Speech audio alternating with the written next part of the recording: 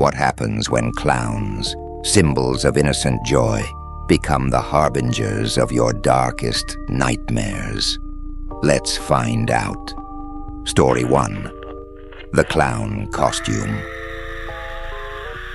It was a rainy Saturday afternoon when Ethan stumbled upon the old, dusty box in his grandmother's attic. He had always enjoyed exploring her house, each room brimming with relics from a time long past. This box, however, was different. It was covered in cobwebs and sealed with a rusty lock, suggesting it hadn't been opened in decades. With a sense of excitement, Ethan broke the lock and pried open the lid. Inside was a tattered clown costume, its once vibrant colors now faded and dull. The sight of the costume sent a shiver down his spine, but he couldn't quite place why. He remembered his grandmother mentioning a family member who had been a clown in a traveling circus, but the details were always vague and shrouded in mystery. Ethan decided to try it on, hoping to amuse his friends at the Halloween party that night. As he slipped into the costume, he felt an odd sensation, as if the fabric was tightening around him, conforming to his body in an almost sentient way. The moment he donned the mask, he felt a sudden chill, and the attic seemed to grow darker, the shadows creeping closer. Shrugging off the unease, Ethan looked at himself in the cracked attic mirror. The clown staring back was unsettling, its painted smile eerily wide, eyes hollow and dark. He felt a strange compulsion to perform, to entertain, as if the costume was urging him to embrace his new persona. Shaking his head, he decided to head to the party, hoping the costume would be a hit. As he walked through his neighborhood, he noticed how people's expressions changed as they saw him. Some crossed the street to avoid him, while others watched with a mix of fear and curiosity.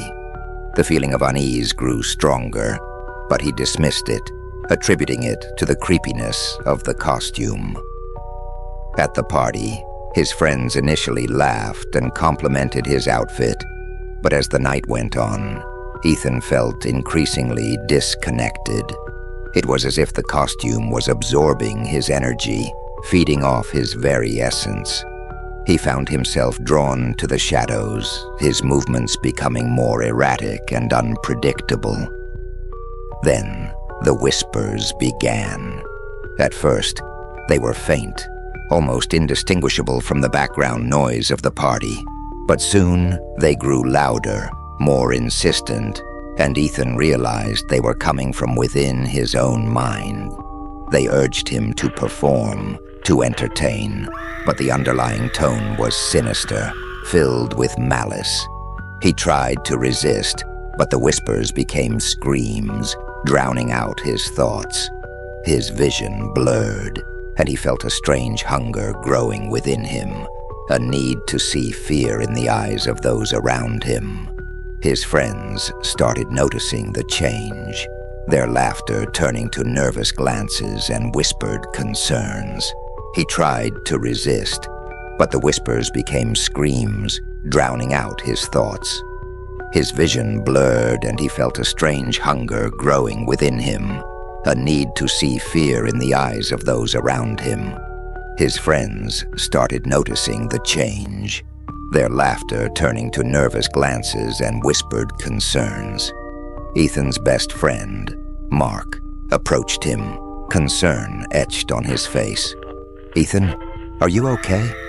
You're acting really weird." Ethan tried to respond, but the words caught in his throat. Instead, a twisted smile spread across his face, and he lunged at Mark with a speed that surprised even himself. The room erupted into chaos as Ethan's friends screamed and ran, but he only had eyes for Mark, who lay on the floor, terror etched on his face. As he stood over Mark, the whispers in his mind grew louder, urging him to finish it. But somewhere deep inside, Ethan fought back, a small part of his consciousness struggling against the overwhelming darkness. With a monumental effort, He tore the mask from his face and threw it across the room. Immediately, the whispers stopped, and Ethan collapsed, gasping for breath. His friends cautiously approached, unsure of what had just happened. Mark helped him to his feet, his face pale and shaken. "What the hell was that?" Mark asked, his voice trembling. Ethan shook his head, unable to find the words. All he knew was that the costume had to be destroyed. Together they took it to the backyard, where they set it ablaze. As the flames consumed the fabric, Ethan felt a weight lift from his shoulders, the sinister presence dissipating with the smoke. In the weeks that followed, Ethan researched the costume's origins. He discovered that it had belonged to his great-uncle, a clown who had gone mad and murdered several people during his final performance. The costume was believed to be cursed, imbued with the malevolent spirit of its former owner. Though the costume was gone, Ethan couldn't shake the feeling that a part of it still lingered within him, a dark shadow that watched and waited. He moved away, leaving his grandmother's house behind, but the memories of that night haunted him, a constant reminder of the darkness that lurks just beneath the surface. And sometimes, in the dead of night, he could still hear the whispers, faint but unmistakable, calling him back to the shadows. Story 2: The Clown and the Balloons. It was the summer of 1998 when the mysterious clown first appeared in the sleepy town of Millfield. The town was small, with only a few hundred residents, and everyone knew each other. So when a colorful clown began handing out balloons to children, it caused quite a stir. He appeared without warning, standing in the town square with his face painted in a bright, cheerful grin that never quite reached his eyes. The clown introduced himself as Mr. Giggles. He had an array of balloons in every color imaginable, each one tied to a string and floating in the gentle breeze. His arrival coincided with the town's annual summer fair, making his presence seem almost planned, as if he were part of the festivities. But no one had hired him, and no one knew where he came from. Ellie, a curious 8-year-old girl with wide, innocent eyes, was the first to approach him. She tugged at her mother's sleeve, pointing at Mr. Giggles. "Can I have a balloon, Mommy?" Her mother hesitated, but finally nodded, giving in to her daughter's pleading eyes. Ellie ran up to the clown, who greeted her with a deep, almost menacing chuckle. "Which one would you like, little girl?" Ellie chose a bright red balloon, her favorite color. Mr. Giggles tied it to her wrist, his gloved hands lingering just a bit too long. As Ellie walked away, she felt a strange shiver run down her spine, but she dismissed it, too excited by her new balloon.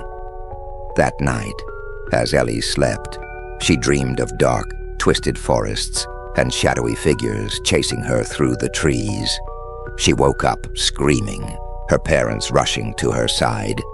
The red balloon floated silently in the corner of her room, casting eerie shadows on the walls.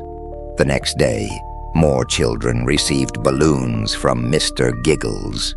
Each one seemed delighted at first, but by evening the town was filled with whispers of nightmares and strange occurrences. Parents began to worry, but they couldn't bring themselves to deny their children the innocent joy of a balloon. Ellie's nightmares grew worse. She dreamt of the clown's face, his painted smile stretching impossibly wide, his eyes black voids that seemed to suck in all light.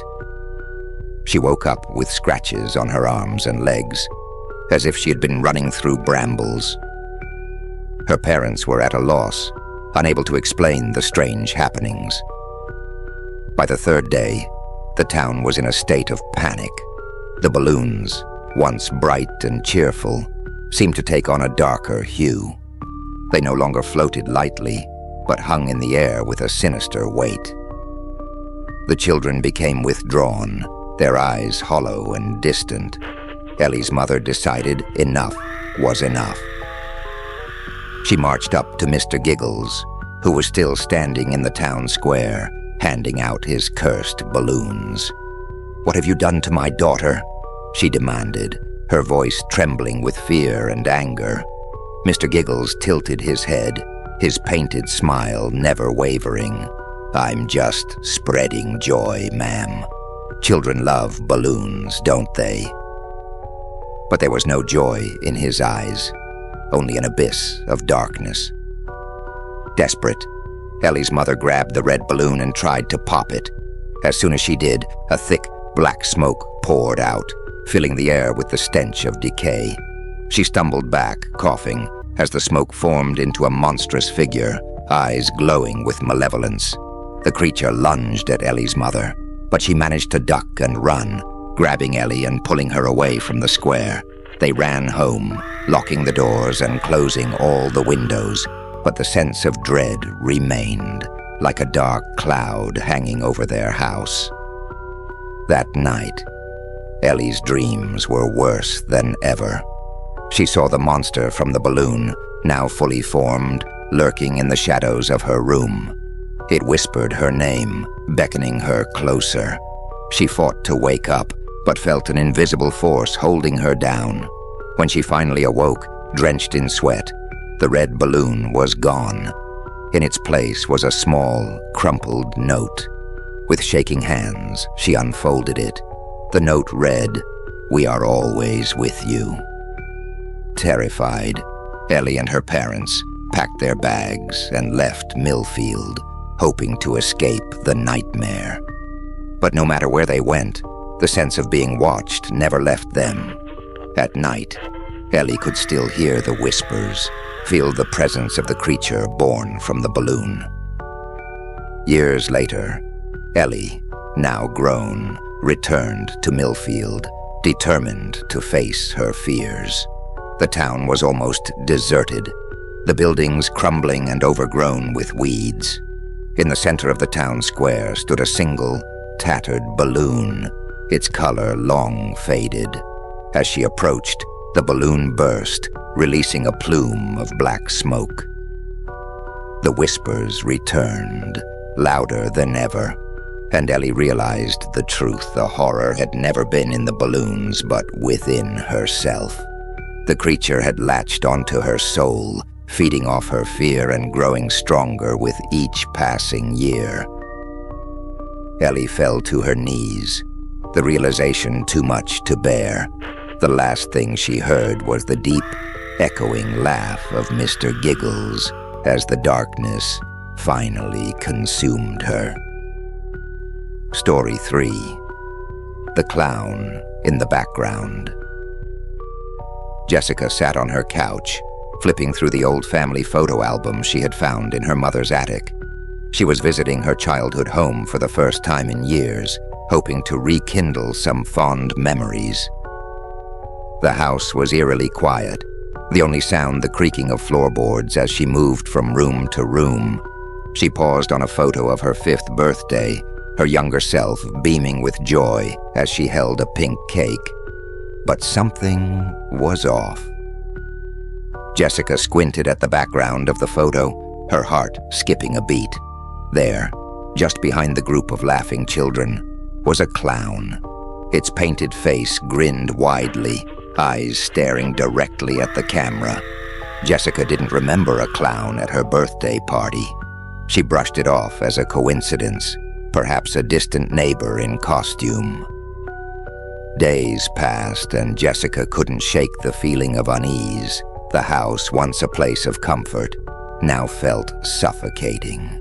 She decided to delve deeper into the photo album, hoping to distract herself.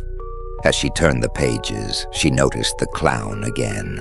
This time it was in a photo from her 7th birthday party, standing in the background, its eyes fixated on her. Jessica's unease grew into fear. Who was this clown? And why was it in her family photos? Determined to find answers, Jessica called her mother. "Mom, do you remember hiring a clown for any of my birthday parties?" Her mother's voice was distant, crackling through the phone. "No, honey, we never hired a clown. Why do you ask?" Jessica's blood ran cold. She hung up without another word, her mind racing. She spent the rest of the day combing through every family photo she could find. The clown was in nearly all of them, always in the background, always staring at her. Her nights were plagued with nightmares. She dreamt of the clown, its wide grin stretching impossibly far, eyes dark and hollow.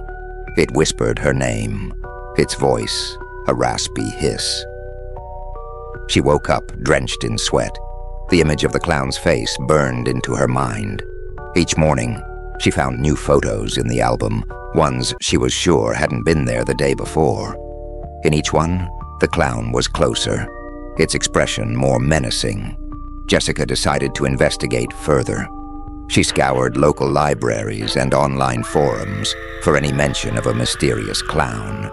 She found a series of old news articles about a clown named Mr. Jingles, who had performed at children's parties in the 1980s. He had vanished under mysterious circumstances after being linked to several missing children cases. According to the articles, Mr. Jingles was last seen near Jessica's hometown. The realization hit her like a punch to the gut. The clown in her photos wasn't just a figment of her imagination. It was Mr. Jingles. But how was it possible? Jessica felt a wave of nausea. She needed to get out of the house, away from the clown that haunted her every waking moment. That night, as she packed her bags, she felt a chill run down her spine. She turned to see the photo album lying open on the bed. Against her better judgment, she approached it, drawn by an unseen force.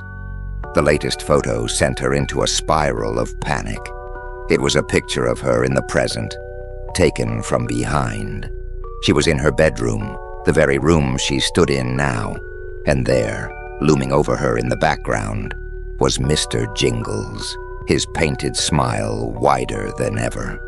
Heart pounding, Jessica spun around, expecting to see the clown standing behind her. The room was empty. She fled the house, driving aimlessly through the night until she reached a motel on the outskirts of town.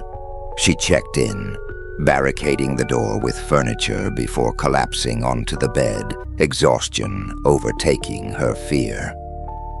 In the morning, she woke up to a knock on the door. Her heart raced as she approached it cautiously. Through the peephole, she saw a maid with a cart of cleaning supplies. Relieved, she opened the door slightly. The maid handed her a sealed envelope, her expression blank. Jessica took the envelope, her hands shaking. Inside was a single photograph. It was a picture of her standing in the motel room, taken from outside the window. In the background, reflected in the mirror, was the unmistakable figure of Mr. Jingles. She dropped the photo, her breath coming in short, panicked gasps. There was no escape.